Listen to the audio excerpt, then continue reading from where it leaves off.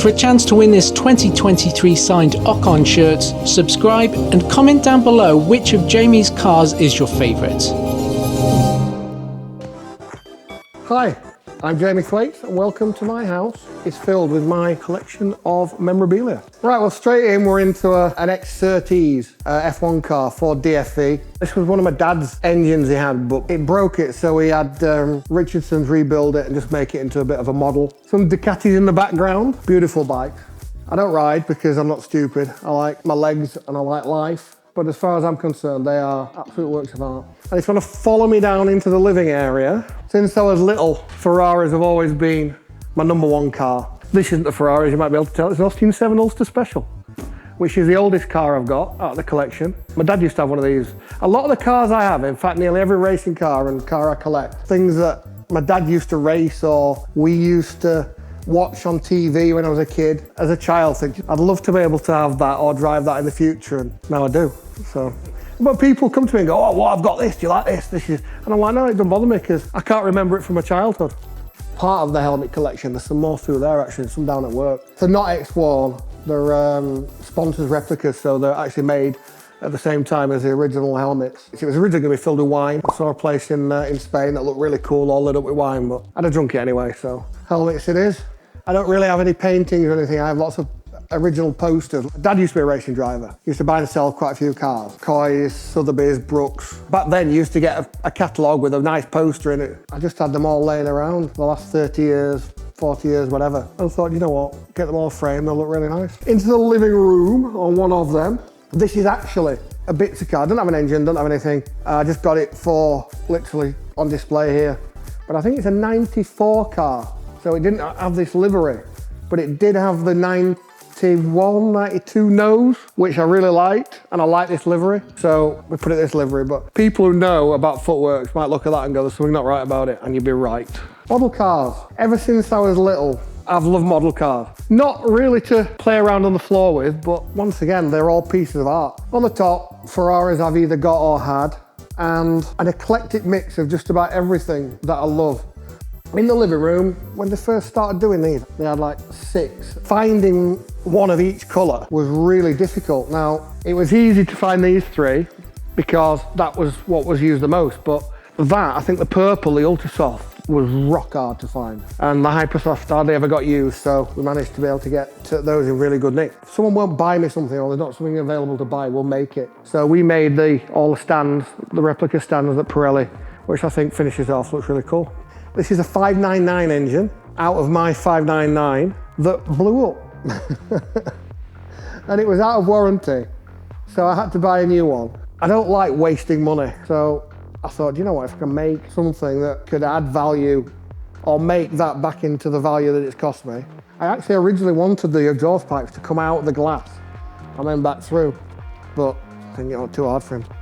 My office, back of the helmets, which to be honest is quite nice as well because some of them are signed on the back. Some of them have got really nice detail like this Vettel helmet here with the chrome prancing horse and the chrome tricolor. More models, these are some of the cars I have down at work. So everything from Group B Rally, Group A, Can-Am, Touring Car, NASCAR. But the trophy cabinet, they're all mine apart from the Silverstone Classic win, which was Dean Forward in my McLaren M8F. But it is a pretty cool trophy, so I'm having it. This is my fourth year of racing. In racing, you have a lot of people who are like, they're called trophy hunters. And I literally was a trophy hunter because I had a bloody great big glass cabinet to fill and I only had like 2 things in it. So I was like, if I didn't win a trophy at a race, I'm like, a friend of mine called Brad died a couple of years ago actually. One of the most talented artists and joiners you've ever come across in your life.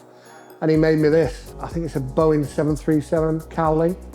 Absolutely beautiful. And I'll never sell that, I'll never get rid of that because obviously massive sentimental value. That's a Vettel suit with a Vettel helmet. You look at this, and it's meant to look like leather, stitched leather. You look at the amount of effort that went into painting that. This was meant to be a display room. I used to keep a couple of Ferraris in here, but a nice room, so it's now a chill out area, stroke cinema. Ferrari, once again. I did buy an Alfa Romeo GTAM, I sold it. you know what, you sat really low in it, so your head's like here on me, and I felt like a scrote. They gave us some original artwork with it, and I've framed that. That was quite nice. I'm a historian. And these are the Franklin Mint World War II and Cold War warbirds. That as well, that's a custom piece. That's original Focke-Wulf 190A5.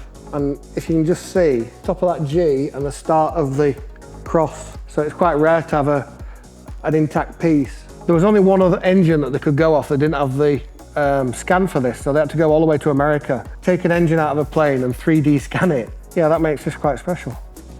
A replica of the Le Mans clock, which I did say set at 4 o'clock, but I think he was setting it on the parade lap. So it's 4 minutes or 4.5 minutes to 4 or whatever. That's just vinyl at the moment, but I quite fancy, if anyone's out there who can do hand painting, I'd love to actually get it done properly. That'd look really cool. Now we come down to work. About 15 years ago, I was trying to think of something new. Came originally from textiles. My mum went, if you're gonna do something, do something you enjoy doing. So I thought, cars. But I didn't really know what I was gonna do. But we're here now and we do everything with cars, including collecting them. Now, this is one of F1 Authentic's, I think it was one of the first of the 2022 show cars that they made that I got after the team had received them. So as you can see, it is a 100% show car. It's actually a Ferrari dealer edition, which they gave out to their customers to use as like a service car. Now, I was gonna get rid of it, but a guy, when I was down in Maranello, a guy from Ferrari said, no, they're like rock, keep hold of it.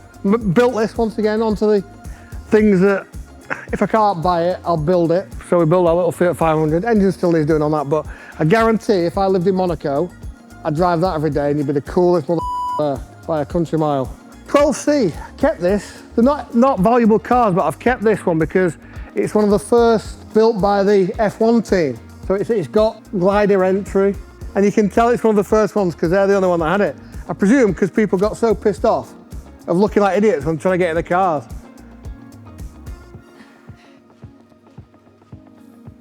I've got quite an eclectic taste in cars. There's probably, how many is there here? One, two, there's like another 30 that are out or about around the country being rebuilt, getting prepped, getting ready to race. And these are the ones that have either just been done or we're just about to get ready. That's the McLaren M8F. I took that up the hill at Goodwood at the Festival Speed, first time ever. That was a bit airy, 880 horsepower. I was always a bit scared of driving that. Once I drove it there, I'm like, you know what, I need to get some more time in this seat because this is gonna be a right laugh. Scary, but a right laugh. Championship winning Land Rover Bowler from 2022. Right pieces of kit though. Orica, 2013 Orica LMP2 car, just rebuilt, and then it was crashed at Brands Hatch first time out, before I even got in the car. So, Volvo touring car, estate, Lola IndyCar, 1989, Lola T70 Mark 3B, should be driving that, but the engine's just playing up. Alfa Romeo 155, my Ferrari Challenge. We've got another one of these that we're making into, for Stradale Corsa, making into a road car. Same with a Lamborghini Super Trofeo as well, so that should be interesting. My little B19, that's the car I started my historic racing in about 4 years ago. Really nice little car. My dad used to drive one of these, so that's where the affinity with the B19 came from. Indy 500 winning Mia's car, 2002 I think. Penske PC22, Clarion Rally car. We've got actual original McRae back car from 95. It's just having its engine rebuilt at the moment. Tarquini Tamburini E30 from the Italian touring cars. We thought it was gonna be like the first time the Monticello livery had been seen in this country for many a year. But then someone 2 years ago came and put a replica on. So there's a replica racing at the moment. I was really pissed off about it. Every time I see it and I go past it, I'm like going, that's it. And then that's the first car I ever drove, I ever raced. Bought it for about £4 grand. I've actually given it to a couple of the guys here who took it out testing to a track day last week and blew the engine up, so that was a good start. I bought it off a friend who needed some money, and do you know what? We try not to move it because it's the most dangerous thing I've ever owned in my life. Every part of it wants to rip you to shreds. I mean, that's probably why it's next to the first aid station. So if you move it, you bleed. Well, you've delved into my life. I hope you've enjoyed it.